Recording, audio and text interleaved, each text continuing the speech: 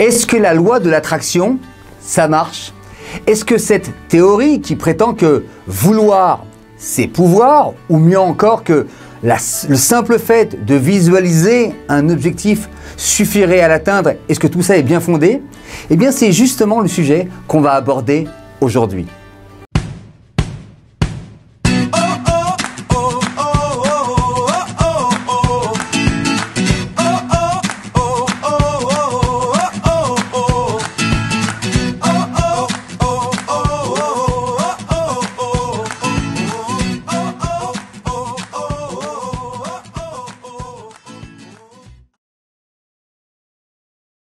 Bonjour, je suis Chaim Knopfer, coach, formateur et conférencier.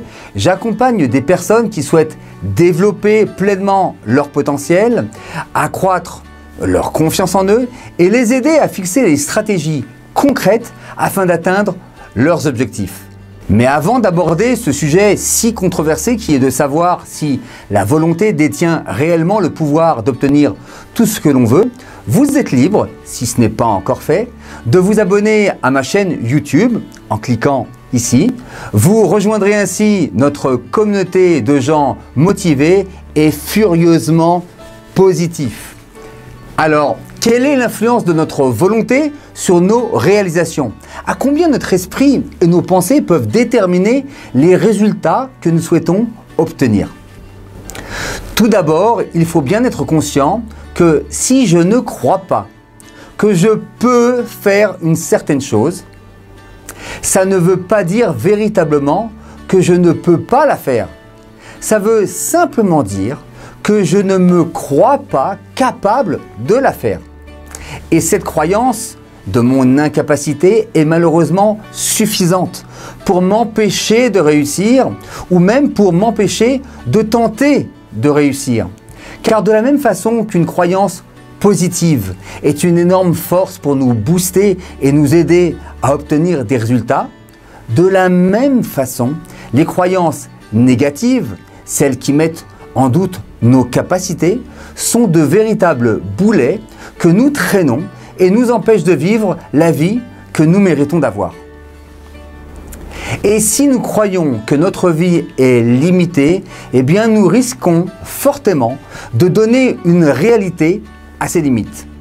Combien de personnes réellement intelligentes et capables se sont-elles retenues ou empêchées de suivre des études supérieures, de créer leur entreprise ou de choisir un conjoint, simplement parce qu'elles ont pensé que leurs conditions économiques, sociales ou personnelles ne le leur permettaient pas. Alors que d'autres, avec les mêmes compétences ou incompétences, ont trouvé le moyen d'y croire, de se motiver, de progresser et de vivre la vie qu'elles voulaient vivre.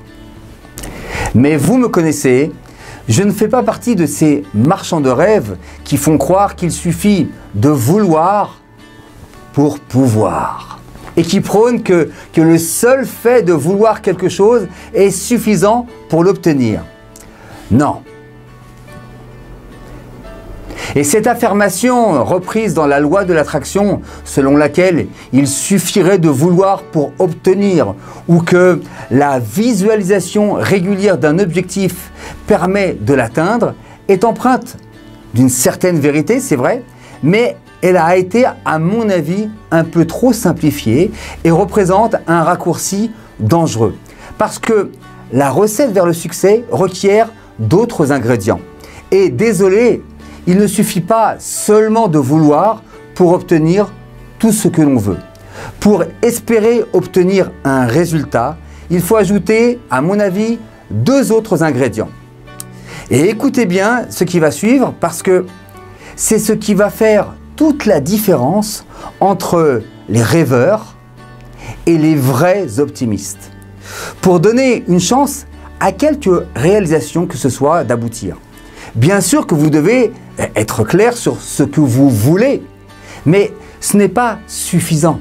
Vous devez également et impérativement croire que cela est possible et agir vers votre but.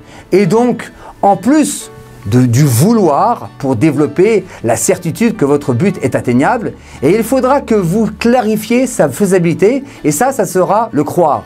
Et vous ne devez pas oublier de passer à l'action et donc d'agir. Parce que sinon, et je suis désolé de vous le dire, mais rien, absolument rien ne se produira. C'est pourquoi je vous invite à remplacer la formule incomplète vouloir égale pouvoir par cette nouvelle équation VCA égale P. Vouloir plus croire plus agir égale pouvoir. Si vous pensez que cette vidéo peut aider un de vos proches, n'hésitez pas à la partager parce que beaucoup pensent encore, et à tort, que la seule visualisation de leurs objectifs est suffisante pour s'assurer de leur réalisation. Que voulez-vous? Certains préjugés et fausses croyances ont la dent dure. En attendant et jusqu'à notre prochaine vidéo, prenez soin de vous parce que personne d'autre ne le fera à votre place. Shalom, shalom.